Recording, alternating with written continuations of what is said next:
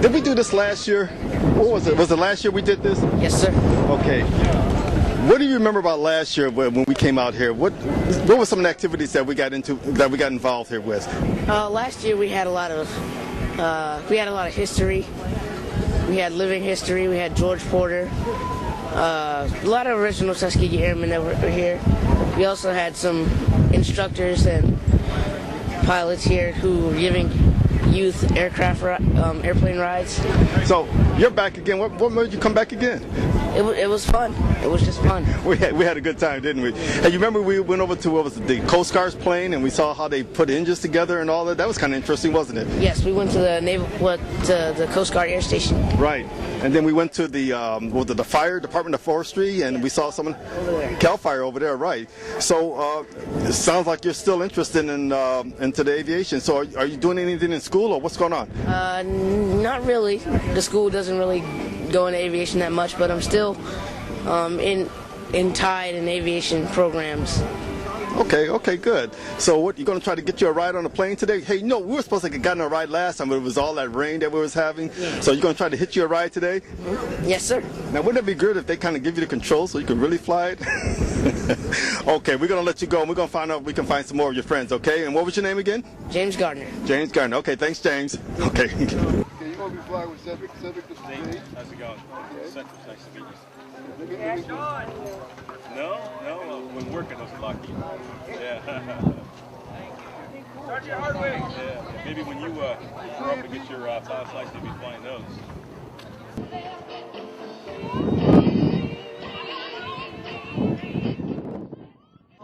Hello there, 3L. It's Bell 847. She flew like 80% by herself. Oh, awesome. Yeah. You made it. You're safe. Yeah. But she did pretty well.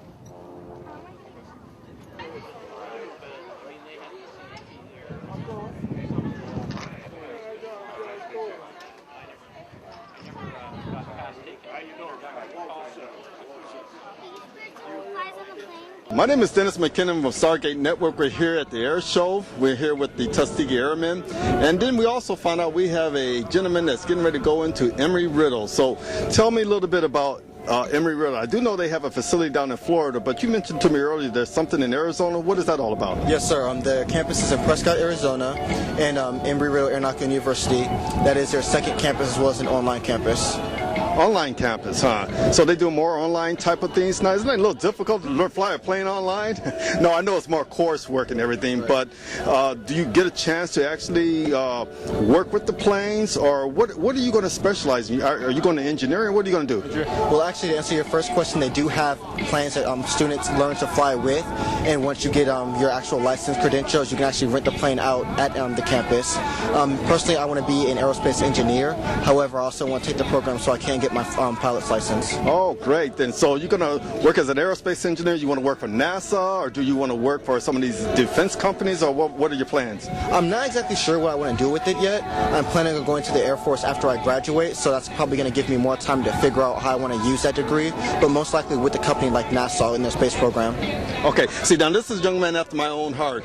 Air Force, ex-Air Force right here, but more importantly, he wants to go into a field that is not really pursued a lot by a lot of African Americans, and I'm really impressed to see that he's going not only just into the Air Force, but he's going into Embry-Riddle, which is a well-noted facility for getting people up to speed when it comes to aeronautics. Now, is there a reason why you chose Arizona over Florida, or is this closer, or just what? In the beginning, not really, just because it was closer to my state. However, I've talked to a number of graduates from both the Daytona and Prescott who have been to both, and a lot of agree that the learning environment at Prescott is a lot more suited towards aerospace engineering and just the more strict curriculum. Oh, okay, great then. So you're going in as a freshman, and then you're going to take a lot of your just general ed stuff first, or are you really excited to kind of get into the meat of the planes and stuff like that? What is it that you want to what do you want to do first? I plan on getting my general ed stuff started. I plan on doing the Air Force ROTC my very first year, as well as starting my aerospace engineering classes. But I'm definitely going to wait and get my feet wet a little bit before I start doing the flight courses. I'll probably start that my sophomore year. Well, let me ask you a question. So what brings you out here today? I'm actually a member of Tuskegee International Incorporated with the George S. Spanky chapter here in Aerospace Museum in Sacramento. So I'm here to support them and to just be involved. I can't wait to go and fly in one of the planes, actually. Oh, you want to fly one of those? Yes. You know, because we were here like last year, and I don't remember seeing you. What happened? Actually, I just got involved with this program this year, probably around fall or winter. I was doing a SRP, my senior research project for my high school, and one of my contacts actually hooked me up with Mr. Walter Suggs, who is a current current president of the local chapter. So I met him, we got involved, and he quickly enthused that I joined the program, and sure enough, they actually probably the real reason why I got into Embry-Riddle. Well, let me ask you a question. Have you always had a knack or wanting to get into the aerospace? What made you go into aerospace? What made you want to do this? As a kid, I know as a kid myself, I was always tearing up planes. Even at Christmas, I used to get my planes and tear them apart to find out what makes them work, but that was the engineer side of me. So what made you go into this field? When I was younger, I always wanted to be an engineer because my mom started me with Legos. Like, from the second I could walk, I had the big blocks. As I got older, I started using the smaller ones, and I'd buy sets just so I could take them apart and build whatever I wanted to. And then as I got older, one of her friends actually got me a jet set, and just building all the different components of it, I just loved it. I started learning more about jets, and it's like, all right, I love flying. I've always wanted to fly. I love building things. I'm going to be an aerospace engineer because I can do both. So.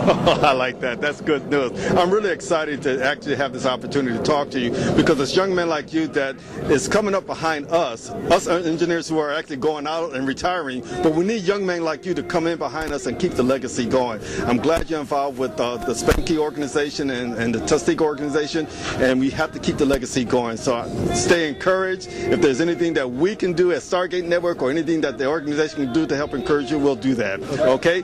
God bless you. We're glad to see you, okay? Thank you very much. Okay. Mr. Tom Sherman, Yes, here we are sir. again, aren't we? Okay, so what do we have going on this year? What's so special about this one this year? Well, what's special about this one this year is the fact that I have 16 cadets who were invited. Those are cadets who are in my Youth Aviation Academy at Harmer-Johnson. Several of them are here today, and for them, this is the first time they've ever been near an airplane. Talking about flying in one. So it's very special in that particular regard. It's also special because we were able to invite almost twice the number of youth that we invited last year. Last year was about 27. We're in the neighborhood of 50 today.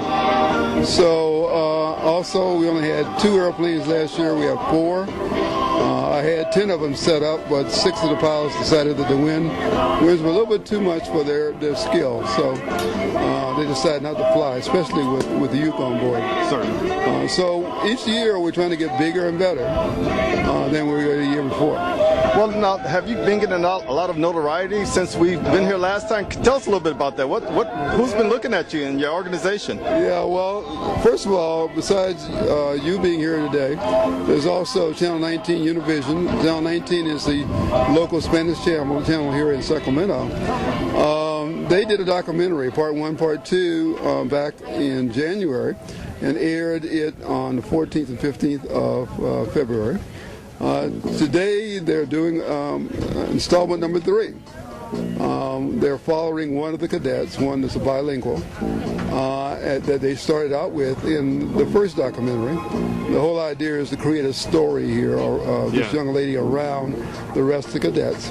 And then installment number 4 for Channel 19 will be on the 23rd of May when these 8 graduate and get their wings put on. So also got the opportunity through a friend of a friend. I appeared on Sacramento and Company, News 10 here in Sacramento, on their talk program on last Friday before last, and was able to sit on the couch with the host, and we were sitting like we know each other and buddies, and realized that he's reading from a teleprompter, and I'm going from memory here. hear what I'm supposed to say. You know, I go, his job is easy compared to mine because I got to remember what I was supposed to say. But that I got a lot of publicity out of that as well. You know, went, of course, both cases it went area wide here. And so what I'm getting now are calls from principals of other school districts, superintendents of other school districts wanting to get this program into their school. Well, let me ask you a question. With all this notoriety going on right now, have anybody from outside the state picked up or noticed your activity going on? And how is this faring with the Tuskegee Airmen? How are they seeing all this activity? Well, the local chapter is just... they think it's outstanding because, number one, I am the Youth Aviation Program Chair for the local chapter. So what I'm doing with the Youth Aviation Academy and what I'm doing with the Youth Aviation programs for the local chapter, this dovetail. Okay, so there's collaboration between the two. For example, this event is really the local chapter's event, but I'm able to pick it back off it with my and have my Youth Aviation cadets here to piggyback off of that. Oh, I see. Okay, so we're working together because I'm just happen to be leading both activities. So in terms of going national, not too many people know about what I'm doing here yet.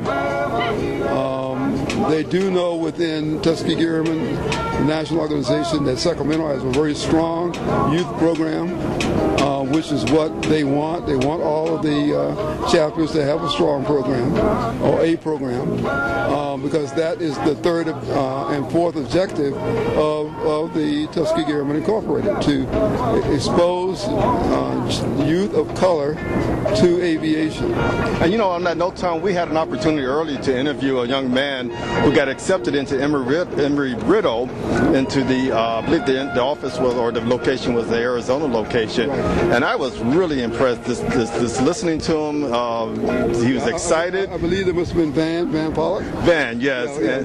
He is a member, and his mother is a member. They joined just recently. And we're going to do everything, we being Tuskegee Airmen, and the local chapter, we're going to do everything to support him while he's up at school. He is going to be the model for other kids that are coming along.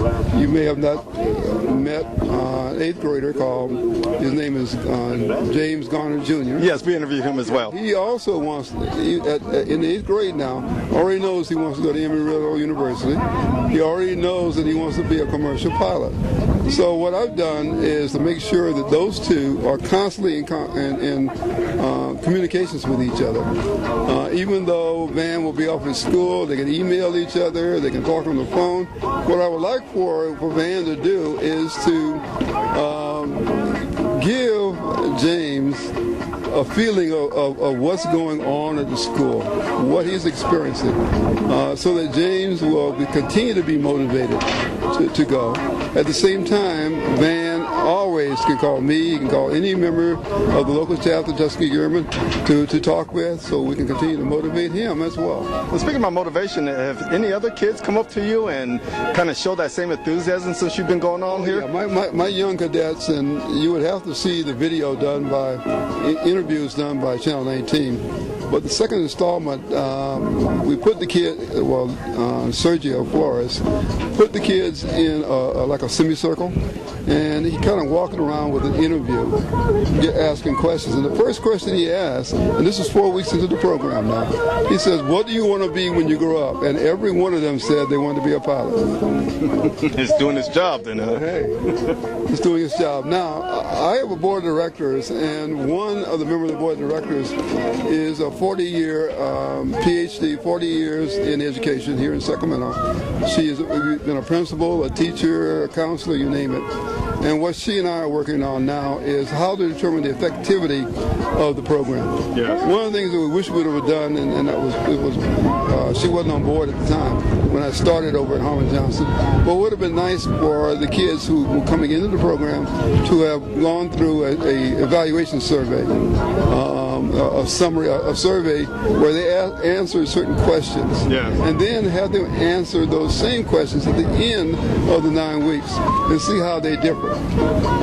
We're hoping that, from that type of evaluation, that we'll be able to determine how effective, one of the tools to determine how effective our program is. And not only that, but also determine how serious the kids are about wanting to do this. Right. Well, I watch that on a daily basis. Well, fortunately, the first 8 that I received, I had to commend the principal for giving me the brightest, the most attentive, the most polite, and ones who wanted to really pursue aviation. One of the things they had to do in order to get into the program, and this was through school, not through me, was that they had to write an essay on why they wanted to be in the class, graded by their teachers. And so the top 8 were the ones that got into the first session. Wow. You know, just seeing these kids out here is just really encouraging. It just lets me know that there's a need and a want to do something. They're interested. Yeah, well, the thing about it is, you know, especially in their community in Del Paso, there are gangs. And if you really look at and do an analysis of gangs and kids going into gangs, they want to belong. They want to belong to a group. Okay? So by dressing them up in flight suits, by giving them name tags with their call signs on them, by pairing them as pilot, co-pilot, lead, wingman, emphasizing teamwork and leadership and excellence and diversity, they feel part of a group. That's what they want. They want to be a part of a group. So give them a group that's positive, and that's what I'm trying to do here. Yeah. What a way of looking at that, and it makes a lot of sense. And especially with kids, they want to be part of something. Yes. You know, they want to feel like they want to be a lieutenant, or they want to be have an authority to say or do something. Right. But like you said, what a way of doing that in a positive way, and it can benefit them instead of landing up in jail. That's right. Now, you know, there's Civil Air Patrol. Civil Air Patrol, I collaborate with them. Civil Air Patrol is not at every school.